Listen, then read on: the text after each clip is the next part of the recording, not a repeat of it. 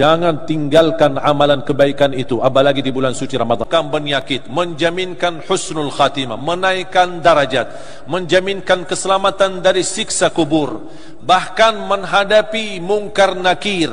Allah rubahkan kuburannya yang sempit dan gelap menjadi kun fayakun raudhatun min riyadil jannah, taman dari taman surga. Ini semua berkah.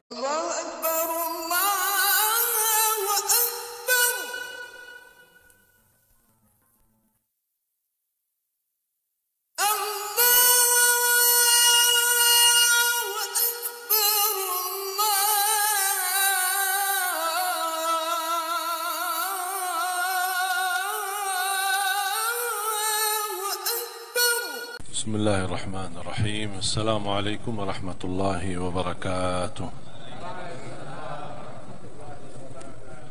Kaum muslimin muslimat, jamaah tarawih,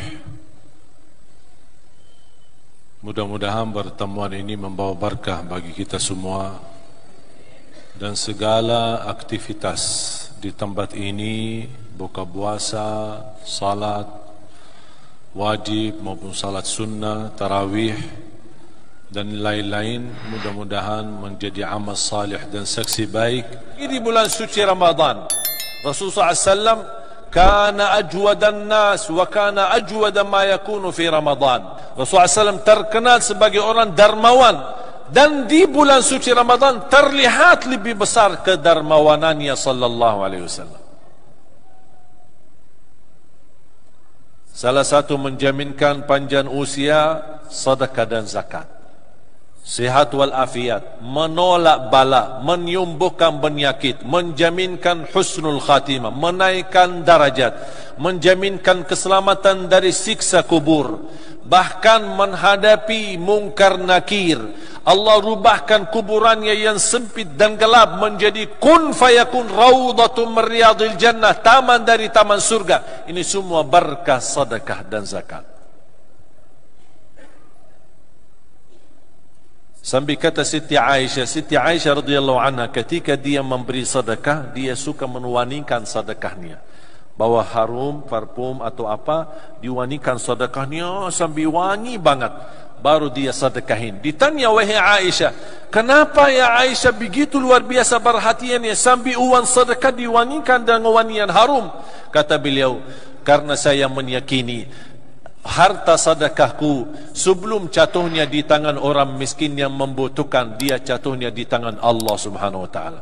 Makanya saya ingin harta sedekahku harum dan wangi.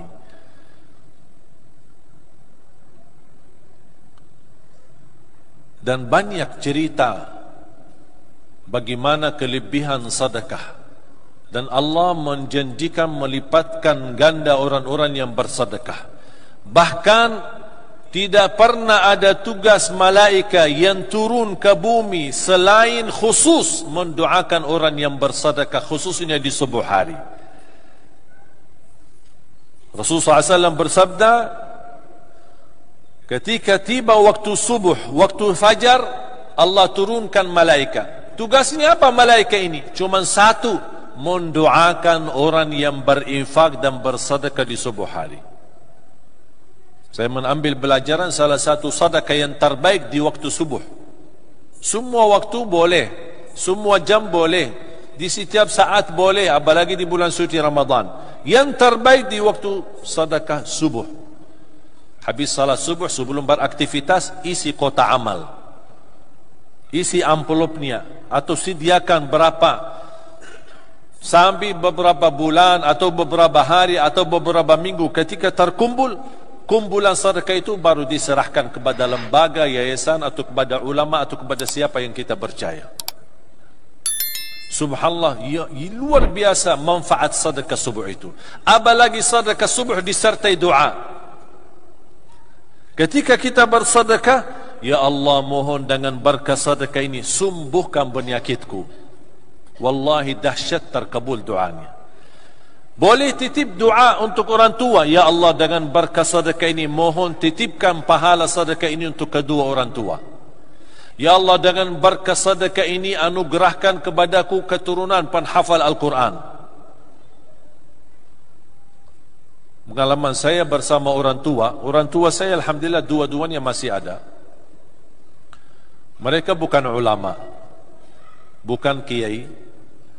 Ibu saya tidak pernah belajar sekolah, sampai usia 40 tahun masih buta huruf, tidak bisa baca Quran. Coba bayangkan orang Arab dah bisa baca Quran, gimana orang Indonesia? Ayah saya hanya belajar sekolah sampai kelas 3 SD. Habis itu dia bekerja berdagang, membantu ayahnya. Tapi alhamdulillah mereka memiliki keturunan 12 timnas. Dari 12 ada 10 menghafal Al-Quran 30 juz, bukan juz 30. Dari mana? Berkah sedekah orang tua. Setiap mereka bersedekah tidak pernah lupa mendoakan kami. Makanya Allah anugerahkan. Sekarang alhamdulillah ayah ibu saya dua-duanya bisa menjadi penghafal Al-Quran. Yang menjadi gurunya adalah anaknya sendiri. Wallahi sedekah itu dahsyat. Saya tidak heran Haji Halim seperti ini. Tidak heran. Tambah sehat, tambah muda, tambah semangat, tambah segar, luar biasa. Usianya tidak cukup luar biasa. Mudah-mudahan menjadi amal salih, diterima di sisi Allah, menjadi sedekah yang tidak terputus pahalanya sampai hari kiamat.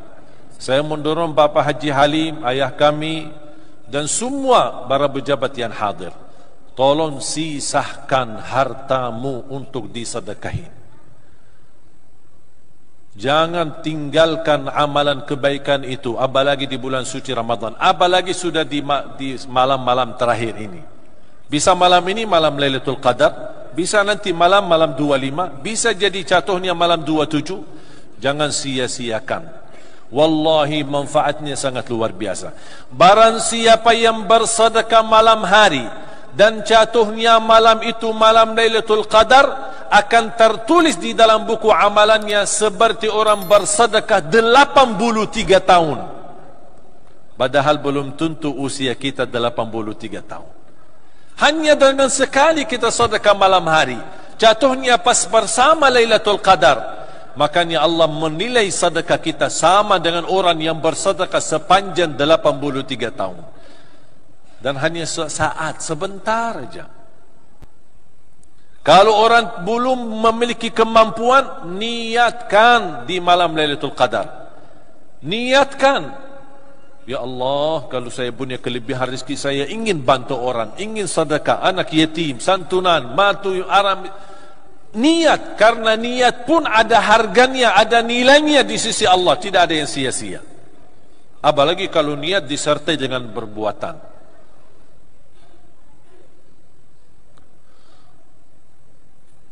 Pasti Bapak Ibu berkeinginan husnul khatimah.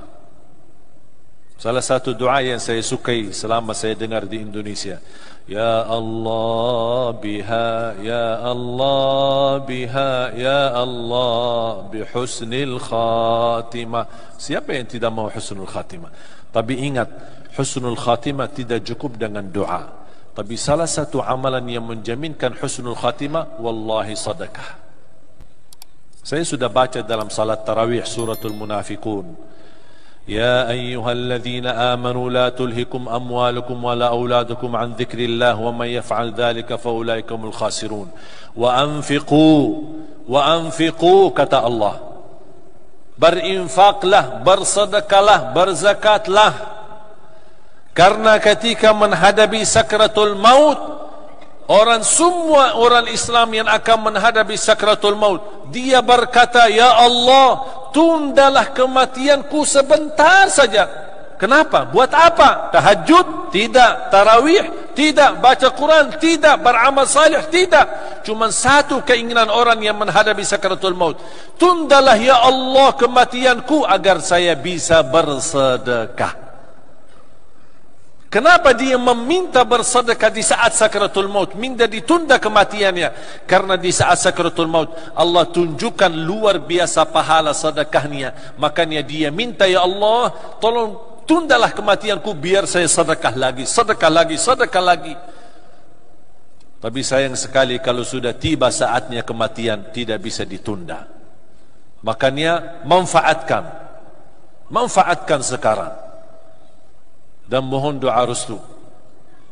Terus berjuangan untuk mencetak 1 juta penghafal Al-Quran. Mudah-mudahan anak-anak kita, anak-anak bapa ibu menjadi penghafal Al-Quran. Dan mudah-mudahan pertemuan ini dengan keberkahan ilmu yang sama-sama kita belajari, melaksanakan tarawih bersama, mudah-mudahan menjadi saksi baik di sisi Allah Subhanahu wa taala. Salah satu karunia Allah Subhanahu wa taala, sudah saya di Indonesia sudah 10 tahun, masuk di tahun yang ke-11, dan sudah 7 tahun menjadi warga negara Indonesia atas anugerah penghargaan dari Bapak Presiden, Bapak SBY 2011. Semenjak menjadi warga negara Indonesia, saya merasa punya tugas dan kewajiban. 3 kewajiban saya sebagai rakyat Indonesia. Pertama, menjaga NKRI. Yang kedua, mensyukuri dan menjaga nikmat aman. Yang ketiga, mewujudkan target dan cita-cita kami adalah 1 juta penghafal Al-Quran untuk Indonesia.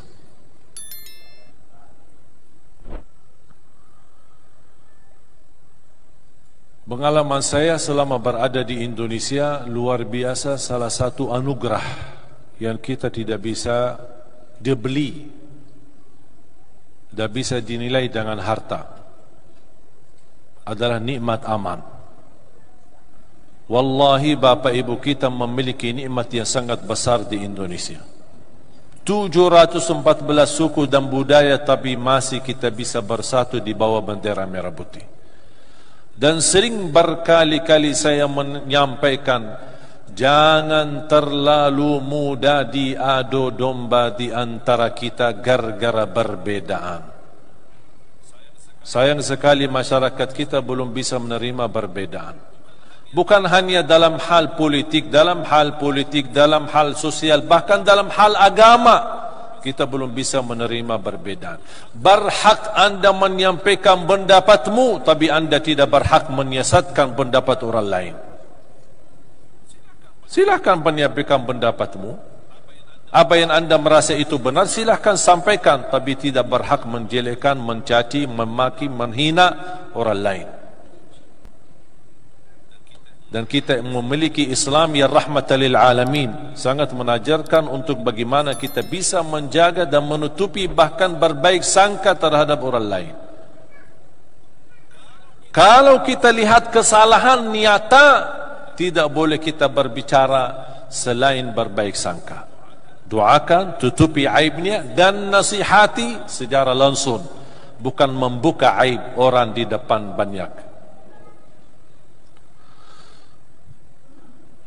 Nabi Ibrahim ketika pertama berhijrah ke tanah suci Makkah, Makkah padang pasir, belum ada bangunan, belum ada tanam-tanaman, bahkan belum ada air, tidak ada sama sekali tanda kehidupan.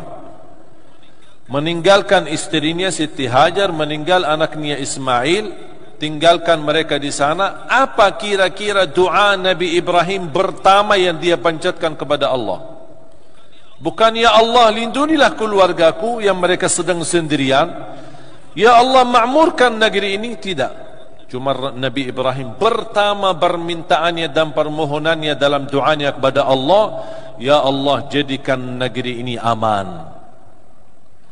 Wa idh qala Ibrahim rabbi ij'al hadha baladan amina warzuq ahlahu minas thamarat. Baru datangnya rezeki, minta rezeki.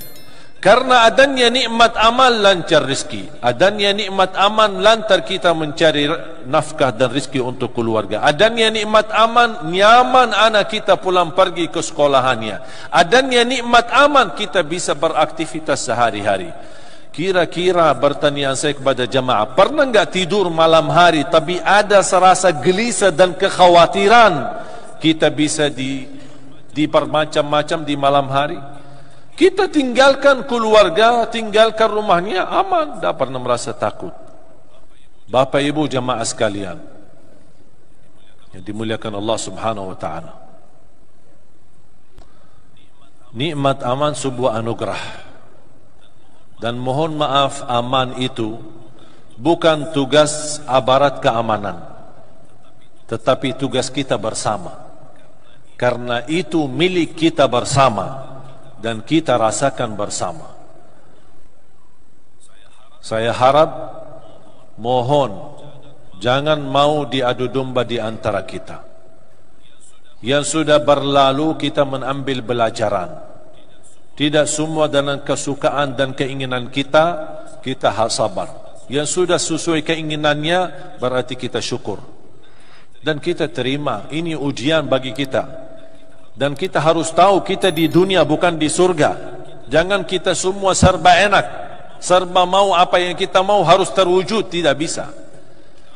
Kalau ada yang merasa ada kezaliman dan rajalela kezalimannya, tidak bisa dilawan zalimannya itu dengan kekerasan. Harus kita bisa dengan doa, tawakal, memohon bertolongan kepada Allah. Inna Allah la yughayyiru ma biqaumin hatta yughayyiru ma bi anfusihim. Allah tidak akan merubah nasib kita, nasib negeri kita, nasib politik kita, nasib ekonomi kita tidak akan berubah menjadi lebih baik kalau tidak dimulai merubah diri sendiri. Dan kita alhamdulillah memiliki banyak contoh mewujudkan perubahan. Bagaimana kalau terwujud perubahan, setiap berusaha dan orang kaya betul-betul mengutamakan dan tidak pernah merasa beban dan tulus dan ikhlas mengeluarkan zakat dan sedekah. Itu namanya merubah diri sendiri. Allah memberikan titipan. Kekayaan itu sebenarnya bukan milik kita, tapi titipan. Allah ingin melihat apa yang kita benar gunakan atau salah gunakan. Jujur saja saya kagumi Bapak Haji Halim. Saya tidak pernah berkeinginan jadi orang kaya kecuali pas saya kenal Haji Halim. Saya ingin jadi orang kaya untuk memberi. Sudah hampir berapa tahun? Hampir 5 atau 6 tahun ya Pak, saya sudah kemari. Setiap tahun beliau undang untuk hadiri bersama-sama kita salat. Dan subhanallah semakin tahun berjalan, semakin bertemu beliau dan terlihat masih sehat. Bertambah sehat, bertambah semangat, bertambah mudah lagi. Saya yakin kalau diizinkan nikah lagi masih bisa. Tapi subhanallah luar biasa. Itu rahasianya apa? Semua kita salat, beliau salat, kita juga semua salat. Masalah ibadah, kita sama-sama juga ibadah. Tapi saya tidak pernah melihat sebagaimana sosok beliau yang begitu luar biasa, ada kepedulian, perhatian, dan tidak pernah membedakan ulama, habaib, kiai, ustaz, ini siapa, ini siapa. Tidak pernah dia tanya siapa latar belakang orang itu. Ulama sudah dapat diperhatikan, dapat dihormati, dapat dilayani, dapat disayangi. Itu luar biasa. Dan saya ingin semua orang-orang yang memiliki kemampuan meniru Bapak Haji Halim. Ya Allah ya Arhamar Rahimin, atas izinmu kami bersama-sama kumpul di tempat ini yang penuh berkah dan rahmat darimu ya Allah.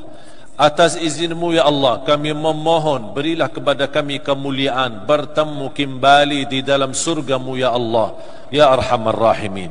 Ighfir lana wa liwalidina wa li jami'il muslimina wal muslimat wal mu'minina wal mu'minat al ahya'i minhum wal amwat.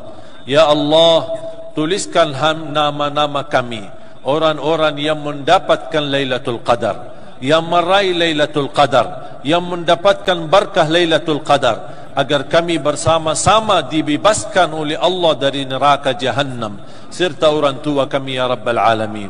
Rabbana taqabbal minna innaka antas samiul alim. Terimalah puasa kami, terimalah salat tarawih kami, terimalah sedekah kami, terimalah segala aktivitas amal ibadah kami selama bulan suci Ramadan.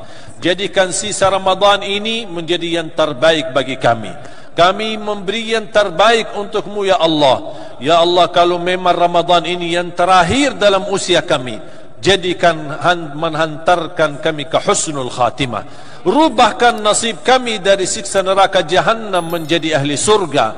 Selamatkan diri kami, orang tua kami dan serta keturunan dan keluarga kami dari siksa neraka Jahannam. Rabbana atina fid dunya hasanah wa fil akhirati hasanah wa qina adzaban nar.